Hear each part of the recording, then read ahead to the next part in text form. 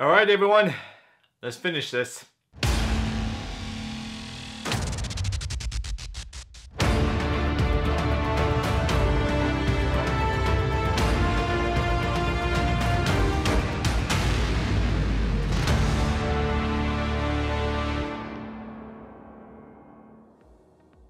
Hi everyone, I'm Luke Hector and this is the Broken Meeple, a YouTube review channel where I talk about board games and give my honest opinions regardless of whether some people want to hear it or not. If you want to help out the channel, you can just thumb it up, you can leave some comments down below, share it on social media, or check out the Patreon to lend me a hand with getting review copies and getting the equipment to keep this going.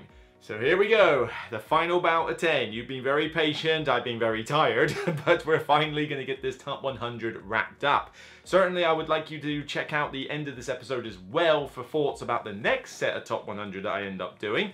But for now, I've got 2 new games to talk about, one game you've heard before that hasn't been in the top 10 yet, and of course, other fantastic games besides. So, you've waited long enough.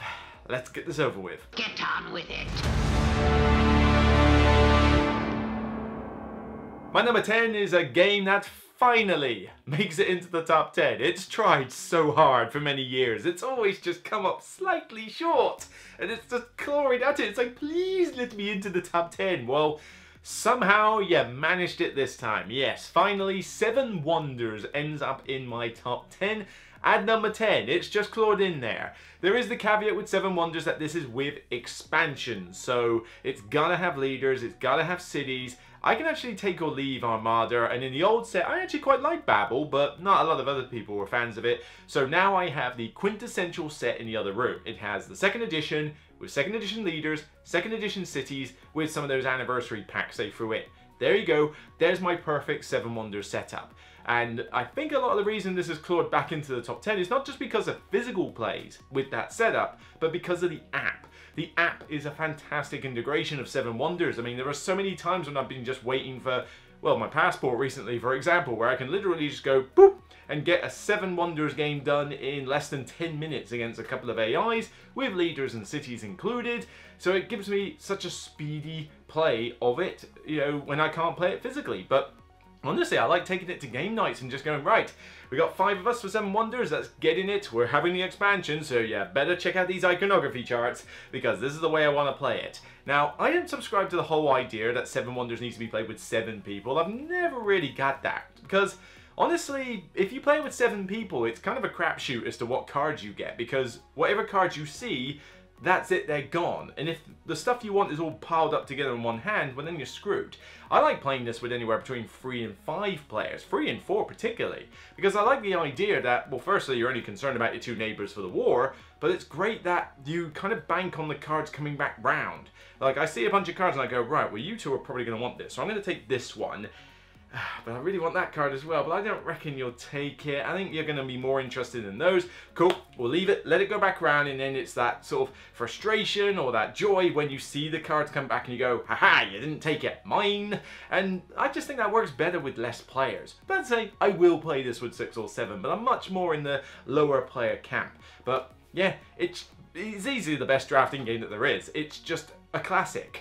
Yes, okay, it's not a gateway game. I would never teach this as a gateway game. 7 Wonders Architects is better for that, but then that's not really a drafting game. There are easier drafting games like Sushi Go to get to the table, which I think is a better way to introduce the mechanic. But once you're comfortable with how drafting works and you don't mind a little bit of iconography, okay, a smorgasbord of iconography, then you can't go wrong with 7 Wonders. Finally, 7 Wonders, yeah, make it into the top 10. Well done. My number 9 has not changed from the previous year. It was 9 then, it's 9 now. This is not my favorite Euro game, but this one really is probably my favorite hidden gem of a Euro game. Because I was thinking, okay, this will be fine. I kind of like the one that came before it, even though the 2 aren't necessarily related. But the designers I had, you know, a good mindset for, Scott Caputo and Luke Laurie, it's like, okay, these could do some pretty good games. You know, I'm willing to give this one a shot. But the mechanic and the gist, the concept of the game is what sold me on Whistle Mountain. Whistle Mountain is a worker placement game through and through, but you create the board. The board state has some worker placement spaces around the outside, and they're fixed, they're fine. But what you're doing is you're effectively building this like scaffolding platform up this mountain side, and on the scaffolding are resources that you can collect by landing your dirigible like little airships nearby. So as the scaffolding builds up, the spaces are built by the players. It's a communal map. And on top of the scaffolding pieces, you're putting these machines which give you really cool bonuses or special effects and stuff like that. There's small, medium and large. But everybody is contributing to the center bit, getting points in various ways. It's slightly point salady. But I love the fact that every round you get some new opportunity to go, ooh, that space looks juicy. You just built that there. If I go next to that, I trigger that machine, I can get these resources. That gets me what I need for this machine next. And then somebody comes along, builds another machine, and it's like, oh, now I can land on that machine and get all this. It's like, ooh. The problem is, everybody else sees all these juicy spaces. So there's still a decent amount of contention for spaces because you know, ooh, that space looks brilliant. That the other people have also recognised that that's a brilliant space, so you're trying to fight for it. It's got the great worker placement mechanic that the Manhattan Project, I think, introduced, which is the dynamic placement of workers, so you don't get them all back at the same time. So I'm thinking, well, when's Blue going to hurry up and take his workers back? Because I want that space. If I'm ready for when Blue takes his workers back, I'm nicking that space. There's just a lot of cool tactical choices and opportunities that this game does. The component quality is decent enough and the artwork's fine. It's kind of sort of cartoony like basic. You got a problem with cartoons? I just love those opportunities. Every board state looks different every game. Is it a long thin tower? Is it short and fat? You know, is the water rising slowly or fast because that knocks out machines? You know, what strategies am I going for? This just gives you a lot of variety in a Euro game. And I'll play it with 2, 3 or 4 players. I mean, yeah, the time length will go up, but I think it scales pretty well. It's just such a cool concept, such a unique sort of innovative worker placement game, and I love it to bits. In fact, I think I need to take this to GridCon coming up because, or maybe even Shake, Battle and Roll, because these are 2 local cons of mine. Yeah, I really think I should take it to one of those because I want to get this to the table now I talk more about it. It's great. I love it. Whistle Mountain, a hidden gem, certainly. My number 8 has dropped 3 places from number 5. It's on the way down, although, come on the way down. It's still in my top 10 games of all time, people. It's not exactly a bad thing. But the less content I have left to play in this game, the more it's in danger of falling down. Because it is one of those games where there's only so much I'm going to replay all the scenarios. But one thing that is starting to get on my wick when it comes to a lot of these games nowadays is that it's all got to be extensive length campaigns, 25 games, 20 games, 300 hours of gameplay, which you will never do in your lifetime because some of us have work to do. But I love it when a game can come out and give you that immersive narrative style in scenarios. Make the scenarios long and short. Give me a 60-minute scenario, give me a 4-hour scenario. I will choose when I can fit the time in, and at least it's a condensed story. Mansion of the Madness 2nd Edition does that. It's easily my favourite game in the Cthulhu lineup. It's just, it gives you that immersion, it gives you the story, but it gives you it in a fixed time frame. And the app is one of the best app integrations I've seen for a board game, where it handles the music, it handles combat, all the admin stuff, the map layouts. All you've got to do is just get the map tiles out of the box, put some tokens out, set up your investigator, and there you go, you're pretty much done. The app does everything else for you. Now, some people might argue, well, it's a video game. Look, come on.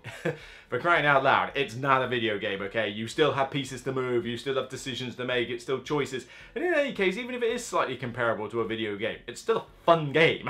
I'll take that, please. Now, I do have everything for it, so it is somewhat bloated.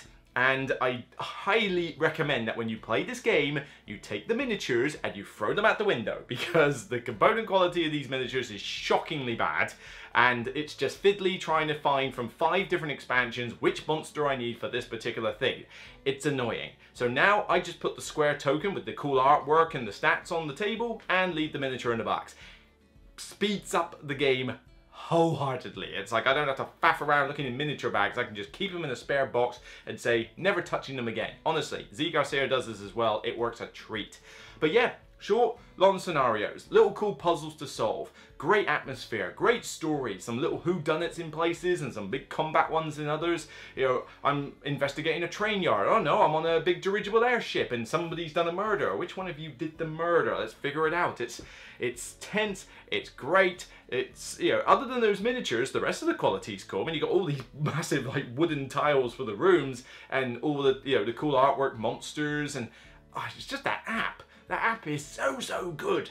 I just hope they can keep pumping out some content for it, even if it's just occasional user DLCs, but I kind of feel like maybe Mansions of Madness is kind of done, it's kind of stopped, because I don't expect any more expansions for the game officially, but they really should put in your DLC scenario now and again. We shall see. Once I get to the end of all the content, which is still going to take forever, then maybe this will start heading down because there's only so much I want to replay it, but while there's still something new to experience, I still want to play it. Mansions of Madness. Okay, for my number 7, we have a brand new game. This is the first of the new games that hits this section of the top 10, and wow.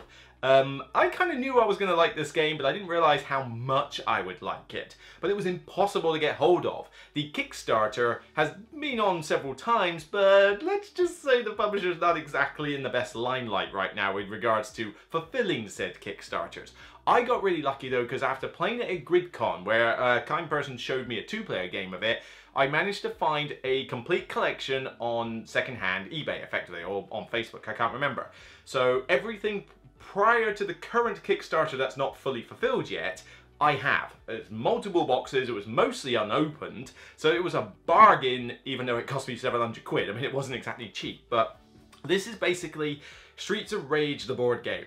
Ever since I found a turkey dinner on the floor when I opened up a loot barrel, Street Masters became a firm favourite. This is, like I said, it's paying homage to Streets of Rage, it's paying Double Dragon and all Street Fighter and Tekken and all those styles of games where you do, again, scenarios. Yes, you can play a story campaign mode. I have never done that and I never will, but I can just basically go, right, I'm going to pick this scenario. I'm in a school and the evil guy is taking control of students' minds. They're coming up to fight you. I need to take out the boss as well as that contraption while dealing with his minions. That's just one scenario. And already you can tell the theme is pretty strong here.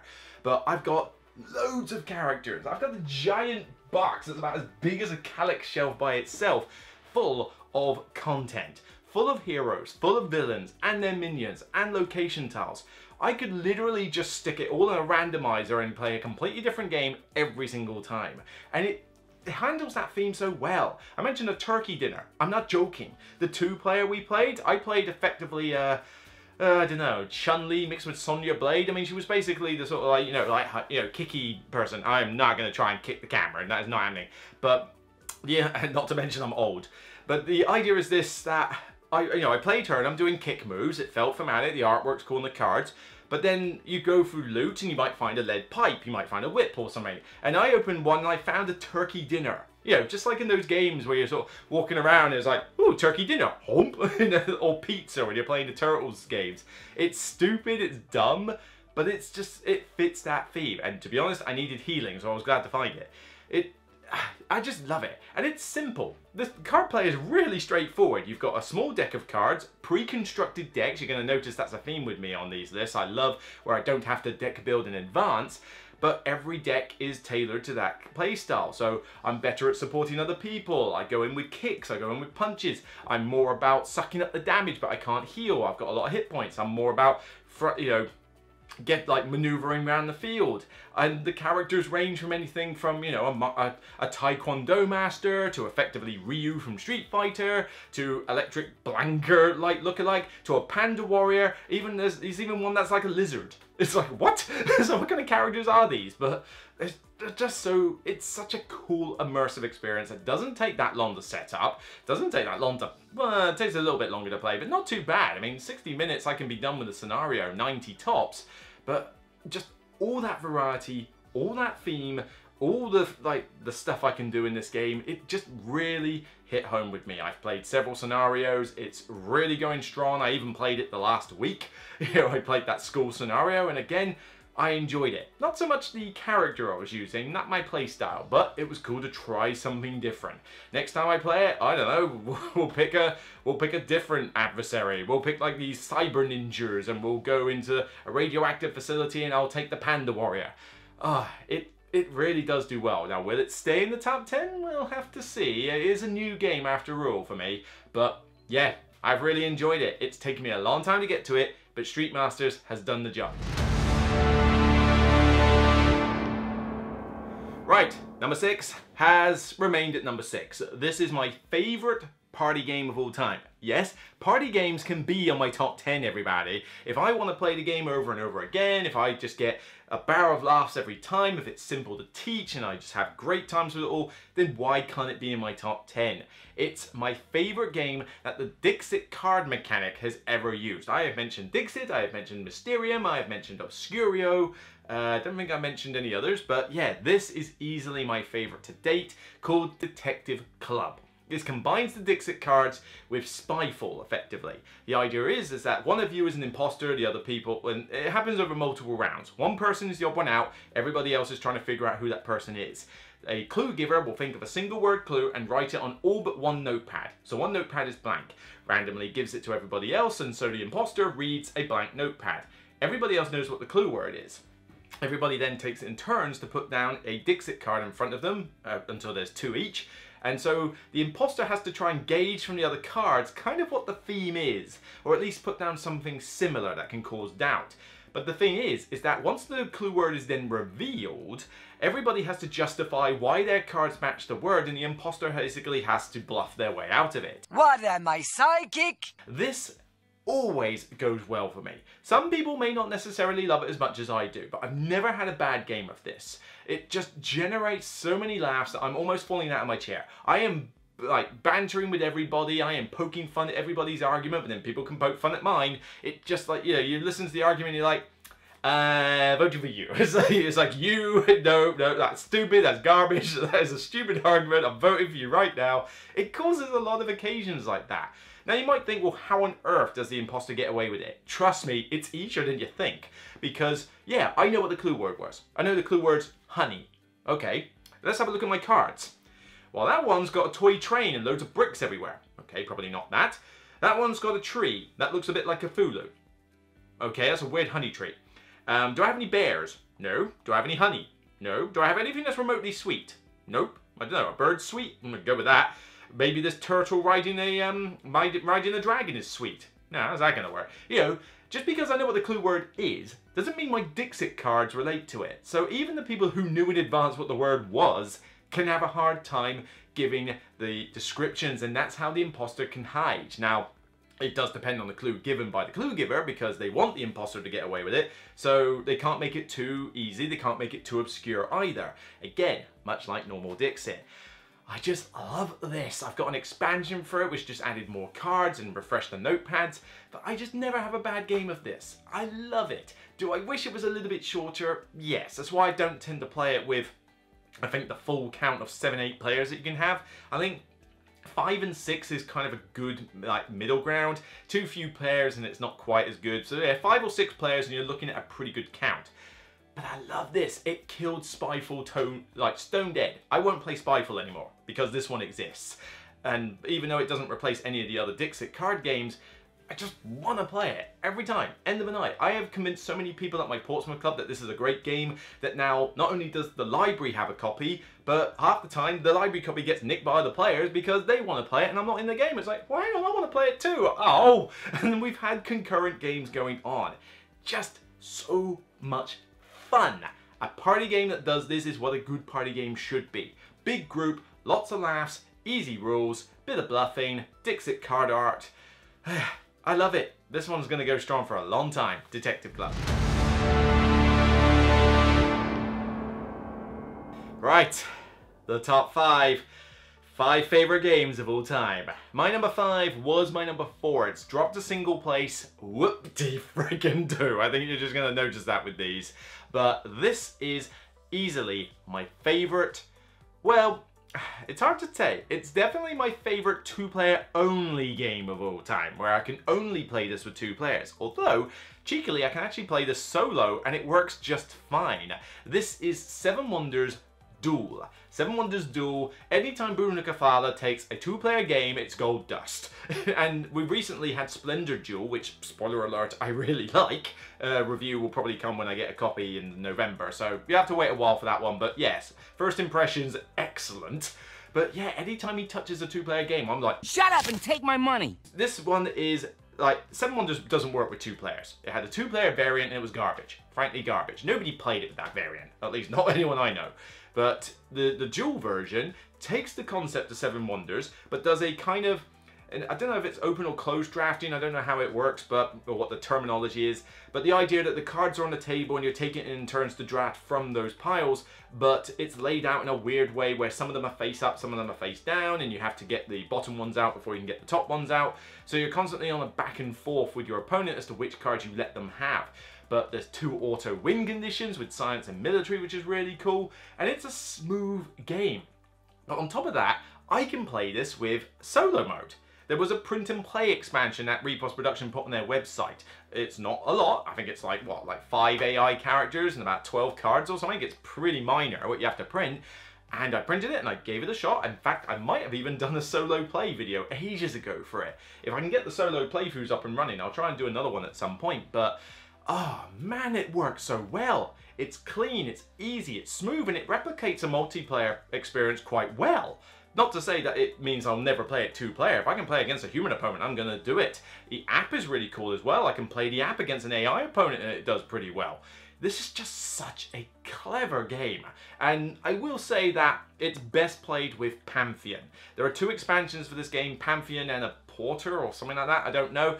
I don't really care about the second expansion. I might have reviewed it at one point, but honestly, it's pretty meh. It overcomplicates the game, it's too fiddly, and I wasn't as big a fan. Pantheon, though, is almost a must-buy. It basically takes the game, adds more cool options, with God's special powers, but the main thing is that in the base game, it's back and forth, back and forth, back and forth. So you can kind of goad your opponent into taking certain cards. Pantheon introduces the God cards, which means that you can forego taking a card if you use a God power. So suddenly the whole back and forth cadence is thrown out of whack. And it does so much to improve the game. Like I say, this is a 10 out of 10 regardless of with that expansion or not, but it's basically 10 out of 10 versus 11 out of 10. It's that good an expansion. Love this, honestly. Bruno Cathala, easily I think is probably my favorite designer, or he's certainly the most consistently favorite of my designers because he appears on my top 100 more than others. And anytime his name is on a 2-player game, I'm like, let's play. Seven Wonders Duel, fantastic. So my number 4 is down from number 3. Yes, this has dropped a place as well. That means something's gone in there and jostled things around. What could it be? We'll see. But this one is a relatively light tableau building game, but it has some of the best kind of sea creature artwork ever, even if the cover is kind of weird. It's just basically a face staring at you. I wonder if it's like sort of Bruno Cathala's face looking angry and just superimposed with some extra features, who knows. But this game is such a great one. Preferably with both expansions, I gotta admit. I tend to play this with both the Kraken and Leviathan expansion. Of course, it's Abyss. Abyss is just a really cool lightweight game. You know, you've got to grab these little fish allies in order to get these lords. They give you special powers and points. There's different colors with different types of abilities, but it's super simple. You got 3 actions. Pick one. There's your turn. Go into the depths, get allies, pick allies from a council stack, or buy a lord. Trigger the powers. Done. Nice and easy. But with the expansions as well, you've got corrupted currency, you've got wild allies. The loot deck is garbage, ignore that, but you can just take that module out, it's not important. But you've got the location tiles that you can grab as well for other point scoring opportunities. But I really like the Leviathan expansion, and to be fair, the Leviathan expansion is a must-buy. Because the one problem with normal Abyss, which would drop it out of my top 10, is the monster track. Monster track is garbage. It's such a weird tacked on mechanism in the base game, but Leviathan replaces that entirely with the new Leviathan monsters that pop out on this other track, But what you can do is that when you're going to find the allies, you may encounter one and you can choose to run away or fight it. Fight it, you'll get rewards, but you can also potentially get the Scourge of the Depths little miniature, which gives you points at the end of the game. Get too much of the corrupted currency and you'll get the Kraken miniature, which gives you negative points at the end of the game. There's a lot of cool little things to juggle, but none of them are particularly complex. I mean, I teach this game with both expansions, and frankly, other than the corrupted currency, you'd probably not realize that they were expansions, because the Leviathans and the monsters fit in so well that you wouldn't even think it was an expansion. Let's face it, the monster track existed. This is just basically replacing that. So why teach the garbage monster track when you can have these? But that aside, it looks gorgeous on the table, some of the best C artwork I've ever seen.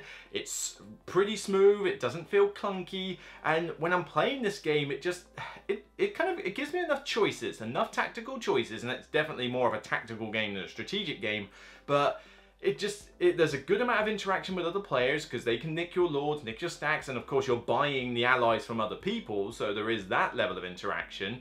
But I don't feel like it's burning the brain. It's just like, no, it's sort of pleasant. It's that great level of lightweight game. Not Gateway, definitely not Gateway, but you know, when I play this with people, they go, oh, that was nice, you know, I had choices, but I didn't feel like I was like, you know, my brains melted. But certainly get those two expansions if you can. You can skip Kraken if you want, but get Leviathan, it's definitely a must. Whether they release a big box with both of them included, I'm not entirely sure, but they really ought to, because frankly, a big complete collection of this would actually do well. Failing that, just give me a small expansion with more lords, that'd be great.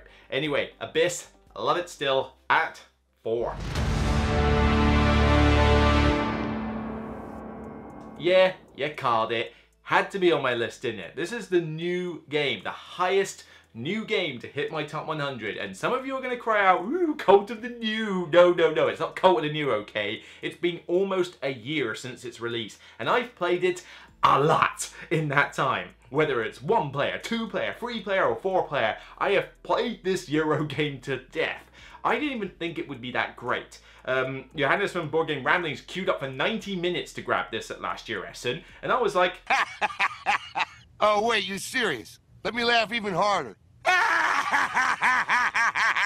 I actually kind of regret not standing in the queue with him because I had to wait a few months to get mine. I played it at GridCon, and I'm like, I love this. Yes. Arc Nova, I'm sorry, this game has just completely won me over. I have pimped it up with like little miniatures, not miniatures, like wooden animal pieces from Etsy. It's sleeved, it's got a folded space insert. The money is complete garbage. I use iron clay chips all the time for this game, but regardless of what player count I play at, I love it. The normal solo mode, good fun with the free game challenge. And yes, I have played the Arno variant, whatever it is, on BGG, the different solo mode. Played it, printed the cards, and I think that's brilliant too. 2 player, it's a great back and forth, very quick, very cool Euro game. 3 and 4 does take long. It's definitely a long Euro, but I enjoy teaching this, and frankly, as long as you're not APing like crazy, which you shouldn't be able to some extent, but even if you are a little bit, the game could take a while, but I'm still enjoying it because I'm thinking about my next few turns, and I'm just enjoying playing the animal cards, all the sponsors. I mean, I love going heavy on sponsors. Merchandising. With a different map and trying to think, right, what's the next goal? Because people think, oh, I can't strategize in this game, there's too much luck. Look, there's a little bit of card luck, okay, fine. But you choose 4 out of 8 cards at the start of the game. You should be able to have a half-decent hand. Failing that, house rule, put in a mulligan. That's all I do. You have to pick, here's your 8 cards, you have a choice. Take 4 out of these 8, or mulligan this hand and take 4 out of that 8. If you can't get a good hand out of that, then either your luck really sucks, or you need to get good. But it's just, I love the idea that this is a game of many short-term goals, short-term plans, because the starting cards aren't your full thing for the game. Yes, okay, you have an objective card, which I love the fact that you don't choose which objective you're going for until halfway through the game. I think that's brilliant. I've actually house ruled that into Wingspan. It works great. But the idea that at the start, I'm thinking, right, my plan is to get these animals out. Right, what do I need? I need the enclosure. I preferably would like to get a partner zoo for Africa. Okay, cool, done. And then at the next point, you think, well, what's my next plan? Well, my next plan is to gun for that green card. What do I need? Well, I need to get this Africa animal out. Well, let me grab it from the display. Right, now I need the enclosure. Play it out. Good. Right, fine. got the green project, that's given me enough to flip a card. Which card should I do then? Well, if I flip the sponsors card, it means that I can play these sponsors out quick. So maybe I should get the Avenger Playground out next. Okay, fine, let's move on to that. Alright, got the Playground out. Right, next goal. Wouldn't say no to a couple of Predators, because that card wants them, and to be fair, I'm getting money for Predators. Well, hang on, there's one out there that gives me money for it. Sweet, I'll grab that. Right, that's my plan. Get that one out. Right, cool, I'm getting some money. Oh, when's the next coffee break out? This is in my head the entire time. And that's on top of just loving the fact that it's great photographs of animals. Because I love animals. I like going to zoos, I like learning about animals, even though I'm not an expert on the things, you know, I like dogs and cats. You know, apart from bugs, I'm not a massive fan of bugs, and certainly not arachnids. Hello. But I love animals in general. They're just cool, they're unpredictable, but they're, I don't know, there's just something calming about an animal. Every human being has to put up with so much crap these days, and there's always like the idea that an animal can't be evil, a human can be. And that's true. A dog isn't evil. It does what a dog does, you know, if it bites you. But then if I'm going to the zoo and I see a bird, and I'm just thinking, you've got such a simple life. You just fly around your little cage there, you eat food, you chirp a little bit, and life's easy for you. And you know what? I kind of envy the fact that they get it so easy sometimes, but that's it. That's me on animals. The game itself is still so much fun. I love it. Every time I have played it, even if it's a 3-hour game, I want to play it again. I play solo games like multiple times in a row with this. I play it on TTS multiple times in a row. But yeah, I can play this long Euro game and think, I want to play it straight away. If only it was a little bit shorter with more players. I mean, that holds it back a bit, and I think that's why it went to 3 rather than 2 and 1. But that being said, I love this game. Ark Nova, you can call me colder than you if you like. Trust me, have you seen my list? It's not colder than you, okay? And I've had this for a year, and trust me, I've played it as many times as if I'd had it for 10. Love it. Ark Nova, number 3.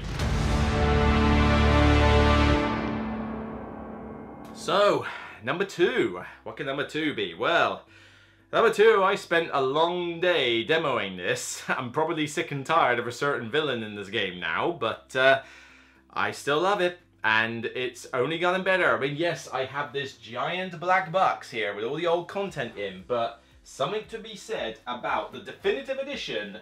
Oh yeah, number 2, Sentinels of the Multiverse.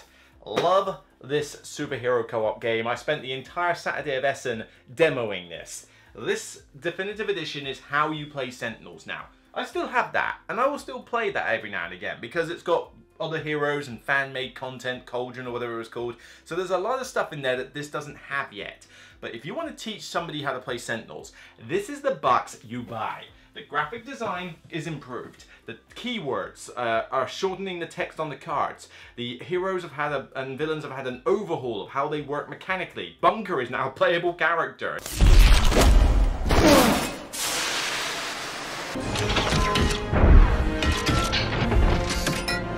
Lots of quality of life improvements and a lot more content in the base box than the original enhanced edition did. This is easily the one to get, and I'm definitely getting my Games Cafe a copy of this because they need it in their library stat. But I love this game since I first played it. It's been on my top 10 since I played it. It's been my number 1 for multiple years, and I don't think it's ever been lower than my 2. So this one I just get a kick out of. And I toured it all day. We were playing Baron Blade a ton. I even joined in several of the games. And I just, not only am I enjoying playing it, even against the easiest villain, but I'm loving the look on everybody's faces as they're getting into it, getting into their heroes. Really glad that they're damaging the villain, you know, taking out this or supporting their allies. No, it's not a game for everybody. Some people do bounce off it. Dude, you're embarrassing me in front of the wizards. I'm sorry. But for me, nah, I love superheroes. I love Marvel, I love DC. Granted, Marvel's a lot better than DC these days, but I love superheroes. They're just good fun. They make for fun movies, you know, popcorn flicks. I mean, yes, they're not the most stellar writing sometimes, but they're fun. And these superheroes I can compare to the real ones, like Rafe is effectively Batgirl, and you know, Legacy is basically Superman, and Munger is Iron Man. So you can make these little comparisons, but I've got all the variety in the world in that box alone, let alone what I've got in there. So this can just lead to endless plays. The app is very good, but it is based on the old version. Whether they'll ever do an app for the new version, I very much doubt it. But, you know, the old version is still really, really good. And so it just gives me that joy of a full team-based co-op. You cannot be a Lone Ranger in this. You know, you are needed.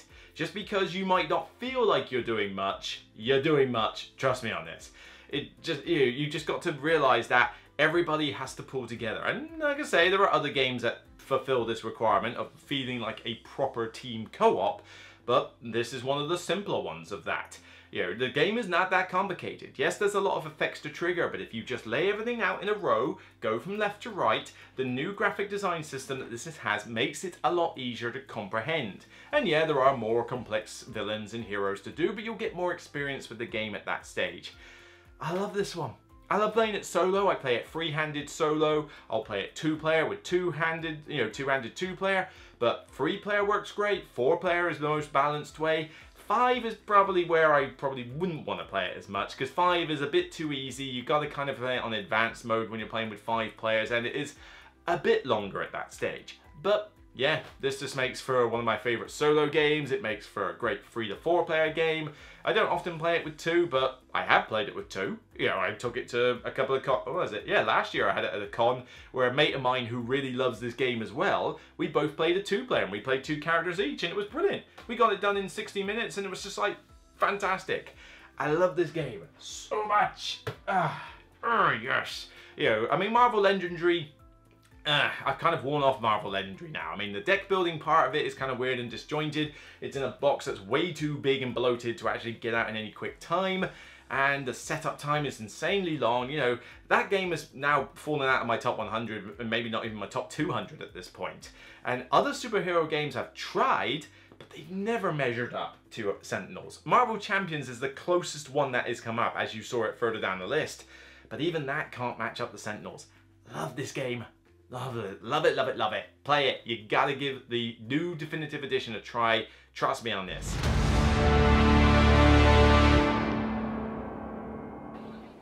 Well, we're waiting. So yeah, you've narrowed it down. If you know my taste in games, you've already narrowed this down. The top 2 have not changed since last year. My number 2 is my number 2 again. My number 1 is my number 1 again. But the fact that Ark Nova gave these 2 a run for their money is saying something. This one though, from the same publisher, I mean, it's weird. I don't have any of their other games on my list, but these 2, they just created it for me.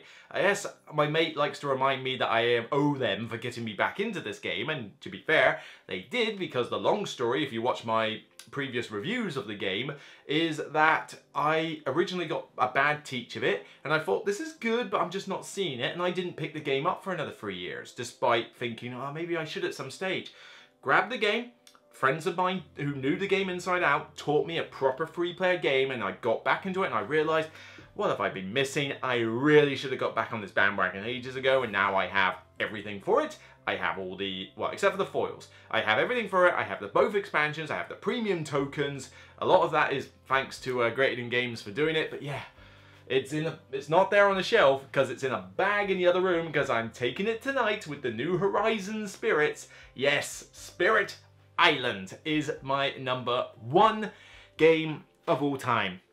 Every time I look at it, I'm just thinking, oh, I want to play this. And Sunday on Essen, I even taught a few games to other people, and it's a tougher teach, and I'm probably not the best person to teach Spirit Island, but even just teaching it and sitting out of the game, I still enjoyed seeing the others try and get the hang of the mechanics, seeing the synergies between the spirits, creating these combos with or without my help. And now I've got all these spirits, all these different ways to play, and multiple varieties for each spirit, and I was gagging for the Horizons of Spirit Island game purely for the 5 new spirits. I wasn't even that fussed about the rest of it, because I'm going to give it a, I don't know if I can really give it a full review, but I'll certainly mention it on the podcast and that, because honestly, it's basically Spirit Island but easier. but we'll see. I will do some content for it at least, but mainly I just want the 5 spirits. And I'm taking Spirit Island to my club tonight because 3 of us are going to sit down for a game and we're going to use 3 of those spirits. Can't wait. I want to play the trees from the tree, was it the eyes from the trees, the fear one. I want to play that one first. You know, that one that seems really cool. But it's a heavy Euro game. And I mean heavy. I mean, this will melt your brain, and I am no expert at this. I can only just about beat most of the scenarios on level 4. 3 even. You know, I am not one for high difficulties of Spirit Island, and this game is hard. Friends of mine can do 5 and 6s, and fair play to them, they know what they're doing. But I have to be the newbie to them, even though I know what I'm doing. They're the ones who are schooling me, and I'm normally schooling other people in games, but nope. Spirit Island, I need help. And it's a cool feeling to actually be on the underdog for a change. It's a bit like with Race for the Galaxy. I've never won a game of Race for the Galaxy yet. But it's... this one, oh, the puzzle. Solving what you're doing with all the different spirits, how they're going to work. Here's the situation. This event has thrown a spanner in the works. What am I going to do? That's going to ravage. That's going to build. They're going to explore. What do we do? Well, if I use this card, I can make your power fast. And if you do yours first, you can wipe out that area. That solves that land. But if you can push these guys over to me, I can wipe them out by absorbing them into the ocean. And, there's just so much discussion, and again, no lone ranger, much like Sentinels. You have to work as a team. If your spirits don't synergize, you're screwed. You know, you're really not going to beat some of the higher difficulties on there. I tend to play it true solo. Just 1 spirit, 1 island. It's really easy to manage. Play it on Steam. It's got a great Steam app. But I am starting to get into that point where I probably should start playing it 2-handed more because you get more spirit combinations. But I'd rather play with a human player than play 2-handed solo. But I know who I can call on for that sort of thing. I think Paul Grogan and I even did a live stream on the digital play, and that was good fun. You know, I had to basically instruct Paul on how to play, but it was great fun, and we just about won it. It was a solid experience. Oh, I mean, trying to rank this along Sentinels and Ark Nova is not impossible. You give me a game day where I only play those 3 games, Ark Nova, Sentinels, and Spirit Island, I'm going to be one of the happiest gamers in the world. All you gotta do is give me a bit of cider on top and some decent food, and yeah, I'm in heaven at that point. Love this game, love this. 2 games from Greater Than Games are, like, for the 2nd year on the trot, my #1 in 2 games. It's insane. And it's not like, there's no bias here, there's no like being paid for it or anything like that. I just really love these 2 games. They give me a co-op experience, which I love co-op games. They give me a feeling of being in a team, like no, oh, I'm the loose cannon, no, I'm not, what is it? I'm the person at the back who doesn't do very much. No, I feel like I'm part of the group.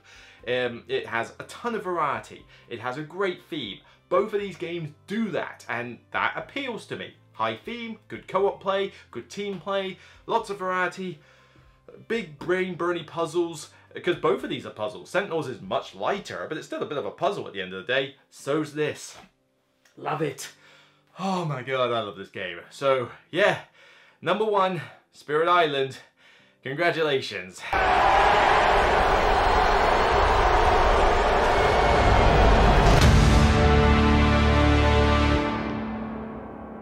There we go. Oh, 100 games. 100 amazing games. We're finally over with the top 100. Now, not to say this will be the last thing I do on it, because you're probably interested in what games fell off the list, possibly who my favorite designers are, possibly who my favorite publishers are. That's going to be for another video, so maybe I'll do a live stream with that. Yeah, an impromptu live stream where I analyse my top 100. That might be quite cool, 30, 45 minutes or so, so I'll try and get something in the diary for that. But that's for another time. What I really want to talk about first, though, is I hope you've enjoyed this top 100, because it's hard work for me, but I've enjoyed making it, and I hope you've enjoyed watching it, and certainly your comments and views have told me this. But I do have to ask something of you for the next one, because this clashed with September, and it always seems to. Every year I try to do it in summer and it ends up being in September, and that means it clashes with all my pre-Essen stuff, my post-Essen stuff, Essen itself, and it becomes a bit of a burnout situation sometimes.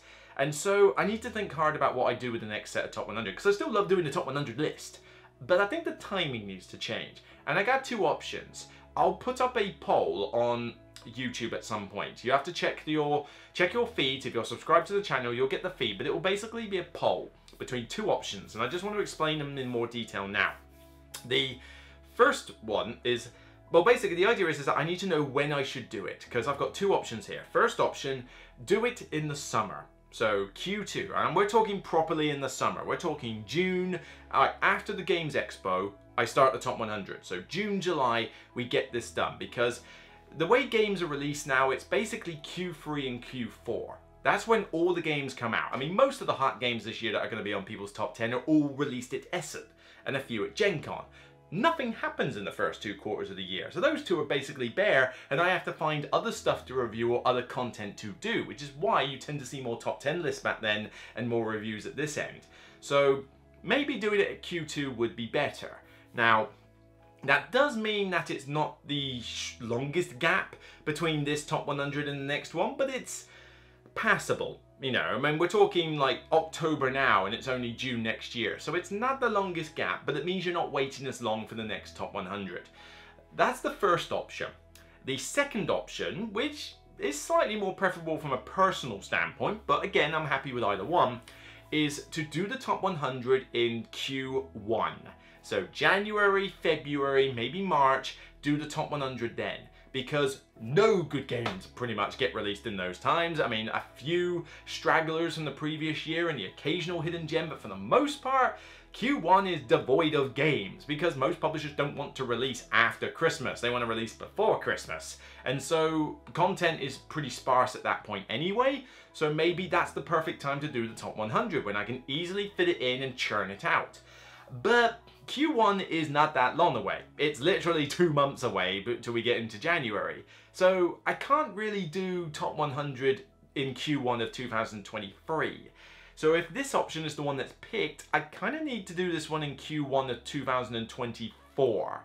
So you're not necessarily waiting most of a year for it, you're waiting just over a year. A year and 2 months, I start it in January and I do the top 100 then. It means a longer gap has passed, so you might see more churning around of what's on the list, as opposed to one that I do in 7-8 months time in Q2 of the summer.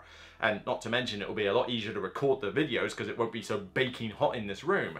So I gotta admit, I'm tempted to go with that. Or at least that's my preferable of the two. But we'll put it down to the vote. So I need you all to find that poll and put your votes in there. You can put comments in there about what you think of the ideas in general, but this cannot go on to do it in Q3 and Q4. It's too much work. It's too much to squeeze in with previews and Essen and everything. September was hard, and I'm still flagging at the moment after Essen, and I've got all those games in there that you've seen on my Essen haul to review and play. I can't have a top 100 sucking up the time. Top 10 lists occasionally are fine, and certainly the live stream collaborations are going to start soon as well. But the top 100 needs to move. It has to shift, otherwise it's just not going to be like doable from my personal standpoint. So which option do you prefer? Let me know. Anyway, that's it. I got work to do, I got other stuff, I got games to play, and I got a club to go to and run tonight. So yes, top 100, the official top 100 is finished. We'll do some live stream analysis at some stage, but other than that, we're done for this year. So thanks everybody for joining me on this top 100. I hope you've enjoyed it. I hope you'll, if you haven't seen any of the previous videos, I hope you'll go back and watch, because now you can watch all 10 of them on the playlist back to back. Watch it in podcast form if you can't watch it live. Just watch it and have it on in the background. It's fine. You don't have to see me jumping around all over the place and sort of waving my arms around. You can just listen to me, even though that's usually hard to do at times as well. But yeah, I'm off. So that's it for me. I'll see you on the next Broken Meeple video. Remember, thumb up the video, share it on social media, check out the Patreon if you want to help me get more review copies and do more of these top 10 lists and top 100 lists. Keep the channel going. But most of all, get the comments down below. You've just heard my top 10 of all time. What do you think of these games? Do you think some of them are garbage? Do you think some of them are brilliant? Should they have shifted? What do you think of my number one? Honestly, I want to hear your thoughts. So that's it from me. I'll see you on the next video, and if you want to check out the top 100 from the start, then, well, here they are. You can check them out and get started. So until next time, remember as always, regardless of whether any of these top 100 games are your favorites or not, even for me, they're still only games. Bye for now, everyone.